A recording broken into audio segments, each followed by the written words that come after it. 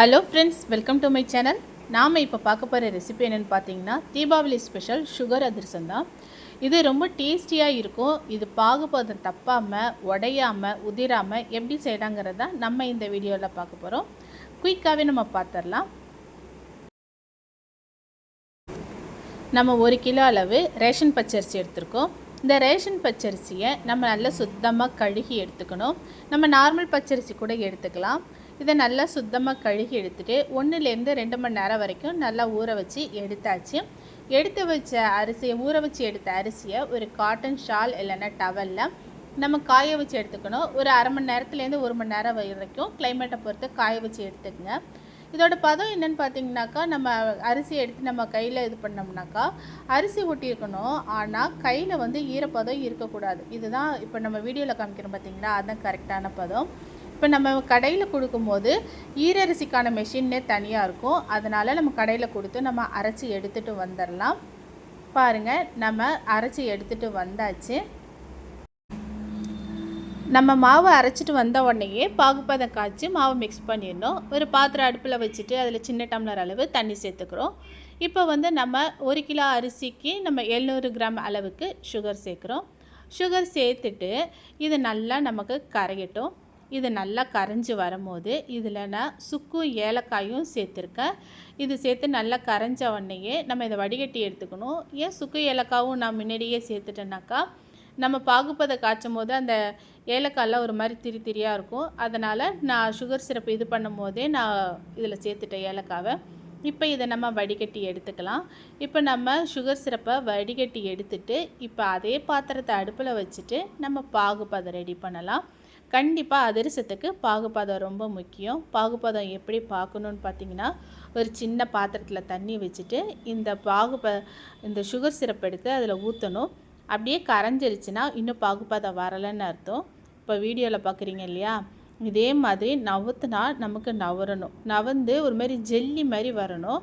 அதே கல் மாதிரி வந்துச்சுனாக்கா அதில் பாகுபதம் முறிஞ்சிருச்சுன்னு அர்த்தம். இந்த மாதிரி ஜெல்லி மாதிரி வந்தால் கரெக்டான பதம்னு அர்த்தம். பாருங்கள் எவ்வளோ சூப்பராக வந்திருக்குன்னு. நமக்கு பாகுபதம் ரெடி ஆகிடுச்சு. பாகுபதம் ரெடியானதுமே நம்ம ஸ்டவ்வை ஆஃப் பண்ணியாச்சு.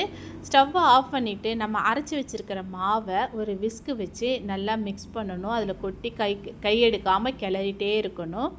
ஏன் கையெடுக்காமல் கிளறணுன்னாக்கா கட்டி ஆகிரும், நம்மளால் சரியாக கிண்ட முடியாது. அதனால் கையெடுக்காமல் தொடர்ந்து கிளறிட்டே இருக்கணும். நல்ல கிளறின பிறகு நமக்கு பாருங்கள் 1 கிலோ அரிசி மாவுக்கு கரெக்டாக ஒரு 700 கிராம் அளவுக்கு சுகர் கரெக்டாக இருக்குது. இந்த பதத்துக்கு நமக்கு கரெக்டாக வரணும். வந்ததுக்கப்புறமா நம்ம அதை அப்படியே மூடி வைக்கக்கூடாது. இது மேலே நல்லெண்ணெய் அப்படி இல்லைன்னா நெய் லைட்டாக ஊற்றி அப்ளை பண்ணிடணும். ஏன்னா மேலே உள்ள மாவு காஞ்சிரும் இல்லையா, அதனால் அப்படி தான் பண்ணணும். அதுக்கப்புறம் இதை உடனேயே மூடி வைக்கக்கூடாது. உடனே மூடி வச்சோம்னாக்கா இதிலேருந்து வர வியர்வை துளிகள் இதிலேருந்து திருப்பியும் பட்டு மாவு கெட்டு போயிடும். கரெக்டாக ஒரு நாளைக்கு அப்புறம் நம்ம ஓப்பன் பண்ணுறோம். இப்போ பார்த்திங்கனாலே தெரியும் எவ்வளோ லூஸாக இருந்த மாவு எவ்வளோ கெட்டியாக இருக்குதுன்னு.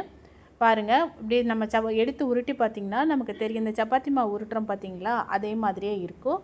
கையில் கொஞ்சமாக ஆயிலோ இல்லை நெய்யோ அப்ளை பண்ணிவிட்டு உருட்டினீங்கனாக்கா நமக்கு கையில் ஒட்ட வராது. கொஞ்சமாக நல்லெண்ணெய் இல்லைன்னா நெய் வச்சுட்டு இந்த மாவை ஒரு நல்லா மிக்ஸ் கொடுத்துக்கலாம்.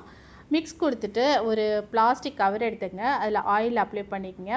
சின்ன சின்ன உருண்டைகளாக உருட்டி நமக்கு அதிரசம் எந்த சைஸுக்கு வேணுமோ அந்த சைஸுக்கு வச்சுட்டு அந்த பிளாஸ்டிக் கவர்லேயும் ஆயில் தடவணும், நம்ம கையிலையும் ஆயில் இருக்கணும். அப்போ தான் நமக்கு ஒட்டாமல் வரும்.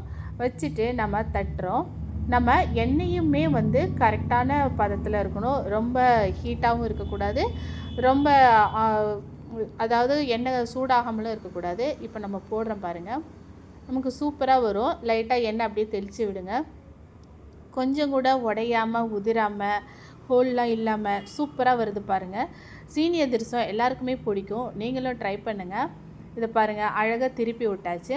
இது நல்லா வெந்து வரும்போது இதை எடுத்துட்டு நம்ம எக்ஸஸாக இருக்கிற ஆயிலையும் நம்ம பிழிஞ்சு எடுத்துகிறோம். இப்போ நீங்கள் ஃபஸ்ட்டு பிகினர்ஸாக இருந்தீங்கன்னா ஒன்றா போட்டுடுங்க. கொஞ்சம் எக்ஸ்பீரியன்ஸாக இருந்தீங்கன்னாக்கா 1, 2, 3 அப்படியே தொடர்ந்து போடலாம். இப்போ எடுத்துட்டு நம்ம ஒரு வட்டை பாத்திரம் இல்லைன்னா இதை மாதிரி வச்சுட்டு நல்லா அழுத்தி விடுங்க. எக்ஸ்ட்ரா இருக்கிற ஆயிலெலாம் போயிடும். பாருங்கள் நம்ம எவ்வளோ சுட்டு எடுத்துருக்கோன்னு. நமக்கு சூப்பராக அதிரசம் நமக்கு ரெடி ஆயிடுச்சு. சீனி அதிரசம் எல்லாருக்குமே பிடிக்கும். நீங்களும் ஒன்ஸ் இதை ட்ரை பண்ணி பாருங்கள். உங்களுக்கு இந்த அதிரசம் பிடிச்சிருந்துச்சின்னா, இந்த ரெசிபி பிடிச்சிருந்துச்சின்னா ஒரு லைக் கொடுங்க.